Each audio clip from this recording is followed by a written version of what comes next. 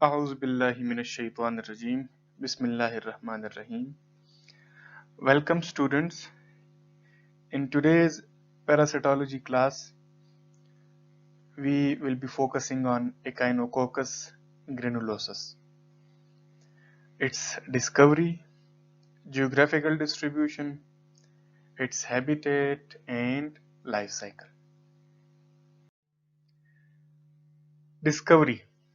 Discovery में जाने से पहले इसका जो नाम है Echinococcus granulosus, सो ये एक्चुअली Echinococcus टर्म जो है it is from the Greek word echino's which mean hedgehog और coccus mean nucleus, whereas granulosus का जो टर्म है ये लैटिन से है granulus which means with grains.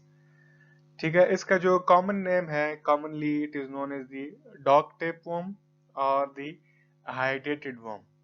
ठीक है, डॉग टेपवर्म क्यों कहते हैं? क्योंकि डेफिनेट होस्ट जो है वो इस पैरासाइट का वो डॉग है और अदर कैनिड्स भी हो सकते हैं लेकिन यूजुअली डॉग है. ठीक है, अच्छा, इसको डिस्कवर किसने किया था? एडल्ट वर्म जो है वो 1695 में हार्टमैन ने डिस्क्राइब किया था इन the small intestine of dog. और जो लार्वल फॉर्म है जिसको हम हाइड्रेटेड सेस्ट भी कहते हैं, that was subsequently described by Goeze in 1782. ठीक है, ये तो उसकी डिस्कवरी की बात हो गई. जियोग्राफिकल डिस्ट्रीब्यूशन उसकी क्या है? वैसे तो ये कॉस्मोपॉलिटन इन डिस्ट्रीब्यूशन है, you can say world wide in distribution, but it is more common in sheep and cattle raising countries. अगर हम कंट्रीज की बात करें तो it occurs mainly in south America, north America, eastern Asia. कुछ countries ऐसी भी है जो मैंने यहाँ पर नहीं लिखी, मेंशन नहीं की, कनाडा एटसेट्रा, तो ये वहां पर भी पाया जा सकता है.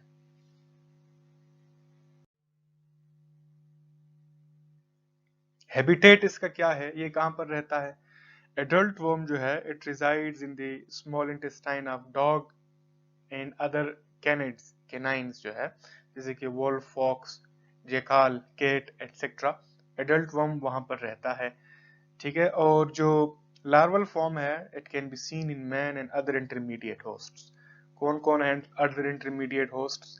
जैसे कि ग्रेजिंग एनिमल्स है, sheep, goat, cattle, swine, pig और हॉर्स एटसेट्रा. ये सारे जो है इंटरमीडिएट होस्ट्स है. ठीक है, तो लार्वल फॉर्म कहाँ पर रहता है? It is seen in man other intermediate host. ठीक है, और जो एडल्ट वर्म है वो डॉग और अदर केनाइन एनिमल्स के इंटेस्टाइन में, स्मॉल इंटेस्टाइन में रहता है.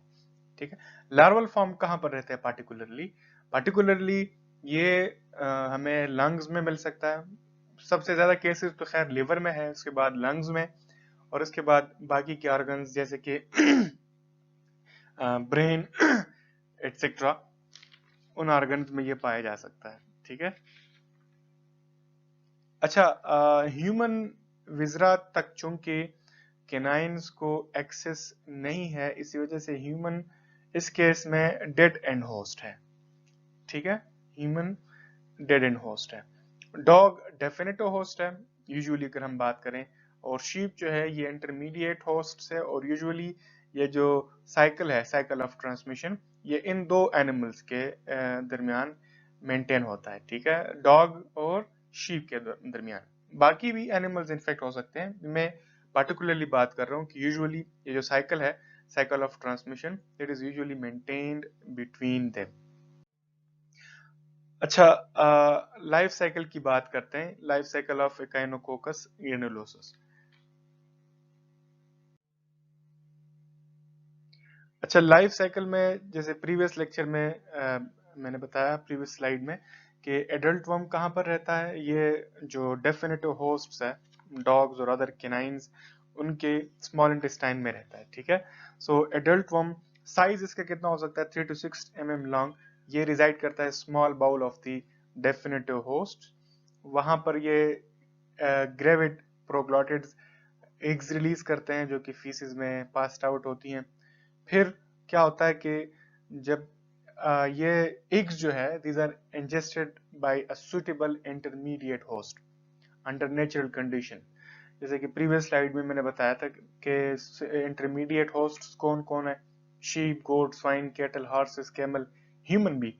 The egg hatches in the small bowel, ठीक है, ये इन एनिमल्स की इंटरमीडिएट होस्ट की बॉडी के स्मॉल बाउल में इन एग्स की हैचिंग होती है और इनमें से ऑन्कोस्फेयर निकलता है। ऑन्कोस्फेयर आपको पता है कि किसको कहते हैं, कौन सा लार्वल फॉर्म है, लार्वल फॉर्म है। और ऑन्कोस्फेयर रिलीज होके फिर वो कहाँ जाता है, it penetrates the intestinal wall. मैं इंटरमीडिएट होस्ट की बात कर रहा हूँ, ठीक है। और then it migrates through the circulatory system into various organs, specially liver और लंग्स में जाता है, ठीक है।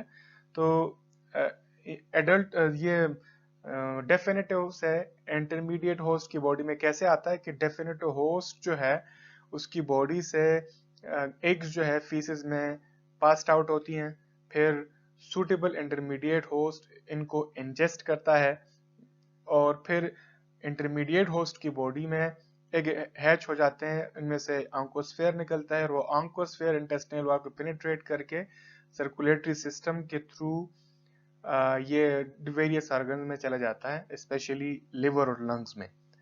अच्छा, अब इन ऑर्गन्स में मतलब लिवर और लंग्स में oncosphere it develops into a cyst और वो सिस्ट ग्रेजुअली इनलार्ज हो जाता है। वो सिस्ट फिर प्रोटोस्कोलिसिस बनाता है और डॉटर सिस्ट्स बनाता है जो कि इस सिस्ट के इंटीरियर को कंप्लीटली फिल करते हैं, ठीक है। कंप्लीटली, खैर कंप्लीटली वर्ड हम यूज नहीं करेंगे लेकिन उसको फिल करते हैं, ठीक है। इस पे हम पैथोजेनिसिटी में फोकस करेंगे कि ये जो सिस्ट है इसका साइज कितना हो सकता है, हाइड्रेटेड सैंड किसको कहते हैं, ब्रूड किसे कहते हैं, ये सारी चीजें हम पैथोजेनिसिटी में डिस्कस करेंगे, ठीक है। यहाँ पर मैं थोड़ा सा और फोकस करूंगा कि लिवर जो है it acts as a first filter. क्यों? 60 to 70% इन्फेक्शन जो है वो यहाँ पर लोकलाइज्ड है। ह्यूमन इन्फेक्शन की अगर हम बात करें तो 60 to 70% इन्फेक्शन जो है वो लिवर में पाई जाती हैं।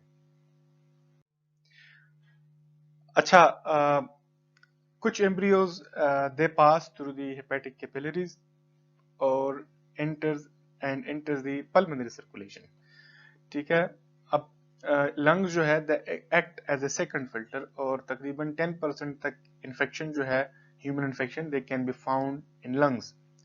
कुछ एम्ब्रियोज यहाँ से भी एस्केप हो जाते हैं और कहाँ चले जाते हैं, they enter general circulation and lodge in various organs जैसे कि brain, heart, spleen, kidneys, genital organs, muscles etcetera.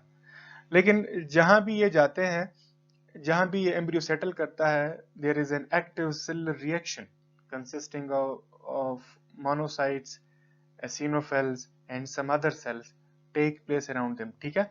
ये सेलुलर रिएक्शन जो है वो जरूर होता है और इसके नतीजे में a large number of parasites may thus be destroyed by host defense mechanism।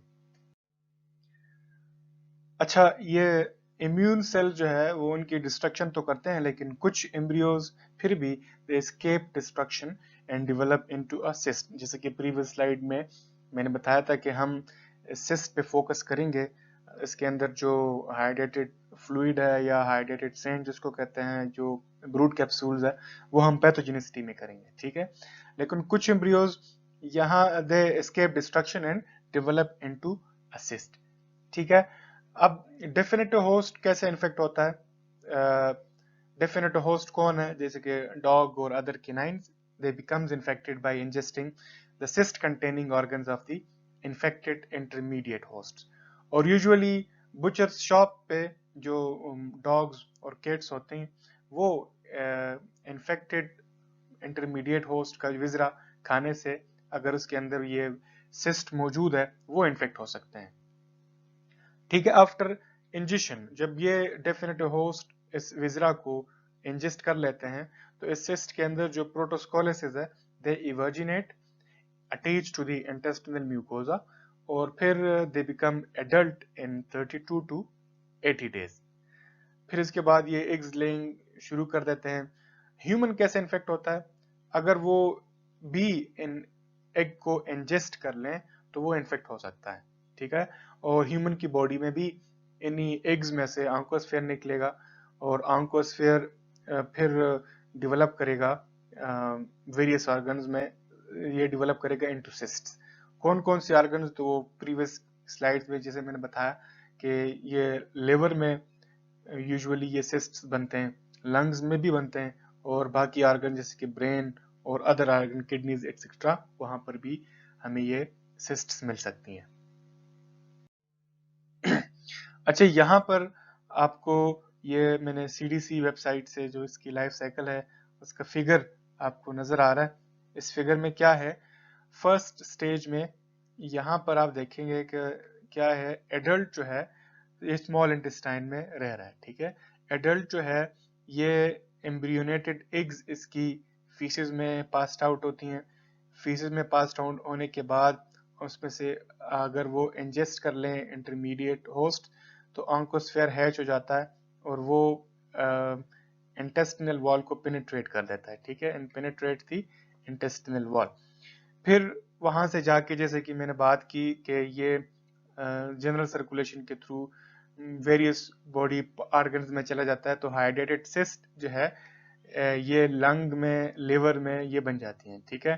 फिर जो प्रोटोस्कोलिसिस है सिस्ट के अंदर, ठीक है, वो बन जाती हैं। फिर वो प्रोटोस्कोलिसिस अगर इस सिस्ट को फिर ये होस्ट जो है, डेफिनेट होस्ट इंजेस्ट कर लें तो उनकी बॉडी में फिर इसमें से स्कोलिक्स निकल के, मतलब डेवलप होके इंटेस्टाइन के साथ अटैच कर जाते हैं और फिर ये एडल्ट फॉर्म बन जाता है, ठीक है। जैसे कि मैंने लाइफ साइकिल में बात की कि यूजुअली ये साइकिल जो है ये कैनाइन्स और शीप गोट के दरमियान यूजुअली ये ट्रांसमिशन ऑफ साइकिल मेंटेन रहता है, ठीक है। तो ये जो आपको बीच में नजर आ रहा है, पहला क्या होता है कि injection of eggs in faeces by sheep, ठीक है, और फिर जब ये इन इन्फेक्टेड शीप के विजरा को ये कैनेट्स खाते हैं, so injection of cysts in organs, तो ये साइकिल यूजुअली इनके बीच जो है ये ट्रांसमिशन साइकिल ये कंटिन्यू रहता है, ठीक है। ह्यूमन कैसे इन्फेक्ट होता है, इस केस में अगर ह्यूमन जो है वो वाटर के साथ या किसी और तरीके से या खाने के साथ इन एग्स को, एम्ब्रियोनेटेड एग्स को इंजेस्ट कर ले तो हमारी बॉडी में भी जो है इनमें से अंकोस्फेयर निकलेगा, फिर वो वेरियस बॉडी ऑर्गन्स में चला जाएगा जैसे कि लिवर, लंग्स और अदर बॉडी ऑर्गन्स, और वहां जाके ये इसमें ये क्या बनाएगा, ये सिस्ट्स बनाते हैं, ठीक है। तो ये था लाइफ साइकिल ऑफ एकाइनोकोकस ग्रेनुलोसस। अगर आप लोगों के कोई क्वेश्चंस है तो वो आप व्हाट्सएप ग्रुप में पूछ सकते हैं। क्लास के टाइम पे आप व्हाट्सएप ग्रुप में इस लेक्चर के बारे में आप अपने क्वेश्चंस पूछ सकते हैं। Thanks for watching.